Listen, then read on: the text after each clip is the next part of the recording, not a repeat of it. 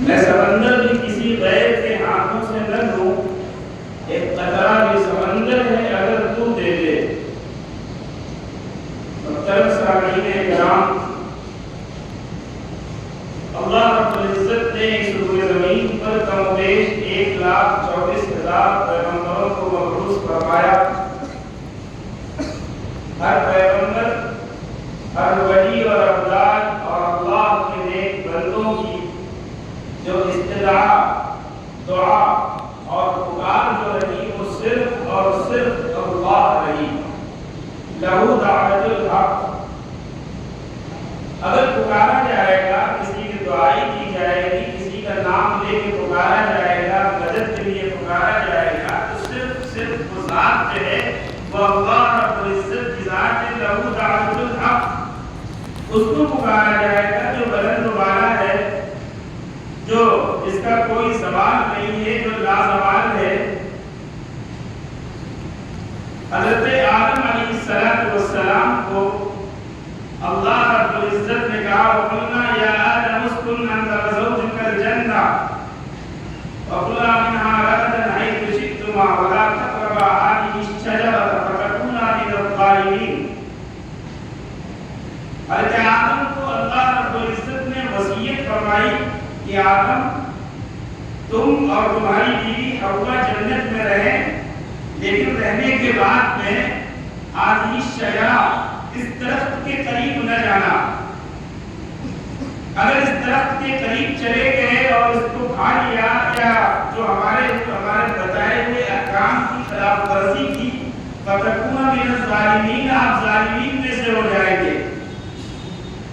شیطان کے بہکاوے میں آئے اور آنے کے بعد میں دونوں لوگوں نے، حضرت آدم اور حوا دونوں نے دانے گندم کو کھایا، اور کھانے کے بعد میں اللہ رب العزت نے حضرت آدم اور حوا سے کہا کہ اب جنت میں رہنے کی تمہارے لیے کوئی جگہ اور گنجائش نہیں ہے، اب تم زمین پر جاؤ اور وہاں معافی طلبی کرو، جنت میں نہیں رہ سکتے ہو۔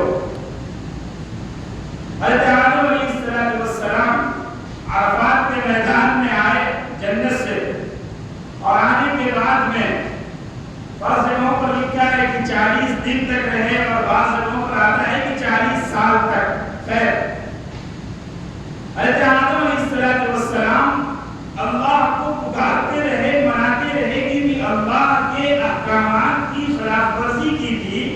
حضرت آدم علیہ السلام نے پھر حضرت آدم علیہ السلام بہت ہی زیادہ عاجزانہ انداز میں اللہ کو پکارا۔ وہ عجز اور انکساری اللہ کو حضرت آدم کی اتنی پسند آئی، حضرت آدم کے تمام گناہوں کو معاف فرمایا۔ کیا کہا؟ رَبَّنَا ظَلَمْنَا أَنفُسَنَا وَإِن لَّمْ تَغْفِرْ لَنَا وَتَرْحَمْنَا لَنَكُونَنَّ مِنَ الْخَاسِرِينَ۔ حضرت آدم نے کسی کو نہیں پکارا، صرف اور صرف کس کو پکارا؟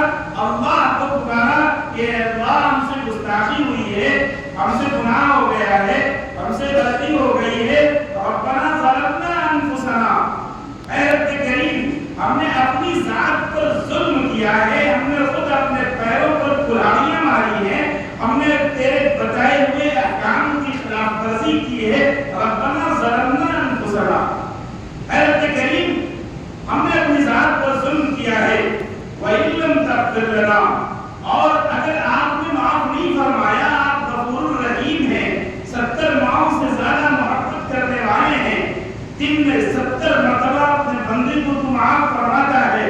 ربنا ظلمنا انفسنا وَإِن لَّمْ تَغْفِرْ لَنَا وَتَرْحَمْنَا، اگر تم نے معاف نہ فرمایا اور ہم پر رحم نہ کیا، عفو و درگزر کا معاملہ نہ فرمایا، لَنَكُونَنَّ مِنَ الْخَاسِرِينَ، ہم گھاٹا اور خسارہ اٹھانے والوں میں سے ہو جائیں۔ اللہ رب العزت نے حضرت آدم علیہ السلام کی غلطی کو معاف فرمایا اور کہا کہ ہم نے تمہارے گناہوں کو تو معاف فرما دیا ہے، لیکن اب تم جنت میں نہیں رہ سکتے ہو، دنیا میں رہو ایک مدت تک۔ حضرت آدم کو یہ پکارنا تھا تو صرف اور صرف اللہ کو پکارا۔ حضرت نوح علیہ السلام 950 سال تک قوم کو دعوت دیتے رہے اور مانو، اللہ کو ایک جانو، سب کچھ ہونے کا یقین اللہ سے مانو، نفع اور نقصان پہنچانے والی ذات اللہ کی ہے، مصیبت اور پریشانی میں مبتلا اور اسے دور کرنے والی ذات صرف اور صرف اللہ کی ہے، زندگی اور موت کا مالک اللہ ہے، درخت کا سوکھا پتا جو ہے وہ بھی اللہ کی مرضی کے بغیر زمین پر نہیں گرتا ہے۔ 250 سال دعوت دینے کے نتیجے میں 80 لوگوں نے اسلام قبول کیا، 40 مرد اور 40 عورتوں نے حضرت نوح علیہ السلام کی دعوت پر لبیک کہا۔ اب حضرت نوح علیہ السلام اوب چکے ہیں، پریشان ہو چکے ہیں اور کہا اب وقت میں آئے۔ حضرت نوح علیہ السلام کو جب پکارنا ہوا تو اللہ کو پکارا، کسی غیر کو نہیں پکارا۔ کیا کہا؟ رب لا تذر على الارض من الكافرين ديارا انك ان تذرهم يضلوا عبادك ولا يلدوا الا فاجرا كفارا۔ اے رب کریم، ہم انہیں بلا رہے ہیں، ایک اللہ کی طرف آ جاؤ، ایک رب کی طرف آ جاؤ، ایک اللہ کو خالق و مالک جانو۔ رب لا تذر على الارض من الكافرين ديارا، اے اللہ ان میں سے کوئی کافر میں سے آج کوئی گھر باقی نہیں رہنا چاہیے۔ رب لا تذر على الارض من الكافرين ديارا، ان کو ایسے دردناک عذاب دے کہ ان کی نسلیں اور پشتیں یاد رکھیں۔ رب لا تذر على الارض من الكافرين ديارا، ان کے ان کافروں میں سے کوئی گھر زمین پر باقی نہیں رہنا چاہیے، تہس نہس کر دے۔ انك ان تذرهم يضلوا عبادك، اور اگر کافرین میں سے مشرکین میں سے کوئی باقی رہ گئے، يضلوا عبادك ولا يلدوا الا فاجرا كفارا، ان کی اولادیں بھی نافرمان ہوں گی، گستاخ ہوں گی، مشرک ہوں گی، کوئی باقی نہیں رہنا چاہیے۔ اللہ رب العزت نے حضرت نوح علیہ السلام کی اس بددعا کو قبول فرمایا، اور پھر کیا ہوا؟ زمین کے سینے کو چاک دیا، 7 دن اور 7 راتیں ایسی بارش ہوئی کہ پوری زمین جو ہے اللہ کی وہ سمندر میں تبدیل ہو گئی اور کوئی بچ نہ سکا۔ بچے وہی جو حضرت نوح علیہ السلام کی کشتی کے اندر موجود تھے، 40 مرد اور 40 عورتیں۔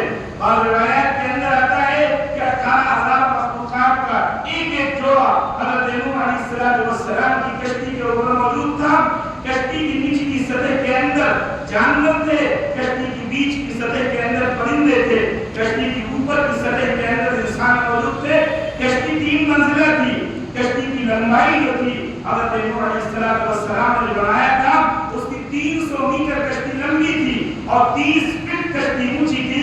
حضرت نوح علیہ السلام نے جو کشتی کو بنایا تھا، اس کشتی کے اندر صرف اور صرف ایمان لانے والوں کی تعداد کتنی تھی؟ 80 تھی، 40 مرد اور 40 عورتیں۔ لہو دعوت الحق، پکار صرف اللہ کی ہوگی۔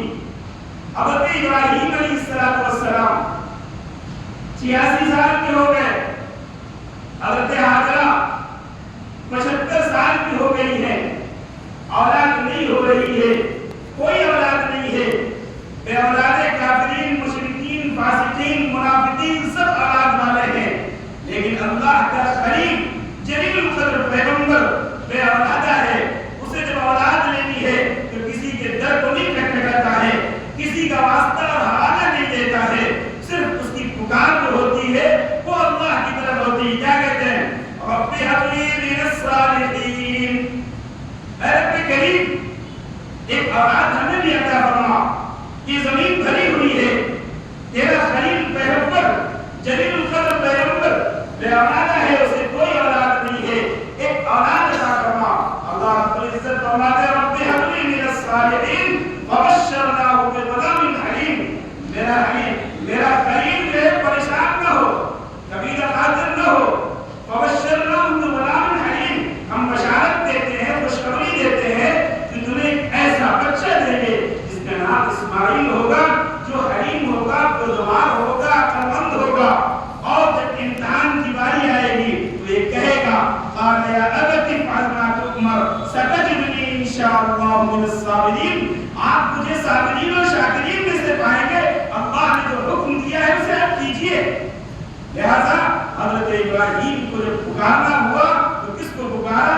اللہ کو پکارا. اللہ کی دعائی دی، لہو دعوت الحق، پکار صرف اللہ کی ہوگی. اب حضرت ایوب علیہ السلام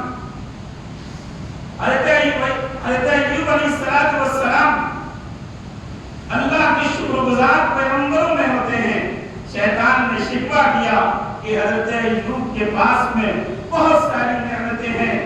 حضرت ایوب علیہ السلام ان نعمتوں میں مست اور مگن ہیں، لہذا ان کے پاس میں ناشکری کا کوئی تصور ہی نہیں ہو سکتا ہے. اللہ رب العزت نے حضرت ایوب علیہ السلام کے تمام نعمتیں جو دے رکھی تھی، ساری نعمتوں کو جو ہے اللہ رب العزت نے موت کے گھاٹ اتار دیا. اور اتارنے کے بعد میں جتنی بیویاں تھیں وہ بیویاں بھی خدا کے دور ہو گئی. ایک بیوی جن کا نام رحمت تھا وہ رہ گئی. حضرت ایوب علیہ السلام کا سارا جسم خراب ہو گیا. اس جسم کے اندر اسکن کی بیماری پیدا ہو گئی. پیغمبر کے بدن کو کیڑے نہیں کھاتے ہیں. بعض لوگوں نے کہا کہ پیغمبر کے بدن حضرت حضرت ایوب کو کیڑے پڑ گئے تھے. یہ جملہ غلط ہے. کسی پیغمبر کے جسم کو مٹی نہیں کھاتی ہے. لہذا حضرت ایوب علیہ السلام نے جب ان کا جسم پوری طریقے سے بیماری میں مبتلا ہو گیا اور سارا جسم جو ہے سڑنے لگا، لہذا حضرت ایوب علیہ السلام کو علاقے اور محلے کے لوگوں نے علاقے سے نکالا. لکھا ہے، مورخین نے لکھا ہے کہ 7 قریوں اور 7 پھیروں کا سفر کیا، پورے کے ڈھیر میں بیٹھنے کو مجبور کیا حضرت ایوب علیہ السلام کو، اور کہا کہ تم آبادی میں رہنے کے لائق نہیں ہو. تمہاری وجہ سے آبادی کے اندر، محلے اور بستی کے اندر تعفن اور بیماری پھیلے گی. لہذا حضرت ایوب علیہ السلام اللہ کی یاد میں مست اور مگن رہنے کے بعد میں بعض جگہوں پر آتا ہے کہ حضرت ایوب علیہ السلام 18 سال یا 7 سال تک اس بیماری کے اندر مبتلا رہنے کے بعد میں ایک دن دعا مانگتے ہیں، اجابت مانگتے ہیں. رب انی مسنی الضر وانت ارحم الراحمین فاستجبنا له فکشفنا ما به من ضر وآتیناه اهله ومثلهم معهم رحمة منا وذکریٰ للعابدین. حضرت ایوب علیہ السلام نے جب اللہ کو پکارا تو کیا کہا؟ رب انی مسنی الضر، اے میرے پاک پروردگار، اب جو ہے بیماری نے بہت پریشان کر رکھا ہے. اب رب انی مسنی الضر وانت ارحم الراحمین، اس پریشانی کو دور فرما دے، تو بہت ہی زیادہ رحم و کرم فرمانے والا ہے. اللہ رب العزت فاستجبنا له، جواب دیا، فکشفنا، اور بیماری کو دور فرمایا، اور پھر جتنے بیوی بچے جو فوت ہو چکے تھے اس سے زیادہ نعمتیں عطا فرمائی. مفسرین نے لکھا ہے کہ حضرت ایوب علیہ السلام کے لیے آسمان سے سونے اور چاندی کی ٹڈیاں بھیجی گئی، اور پھر حضرت ایوب کو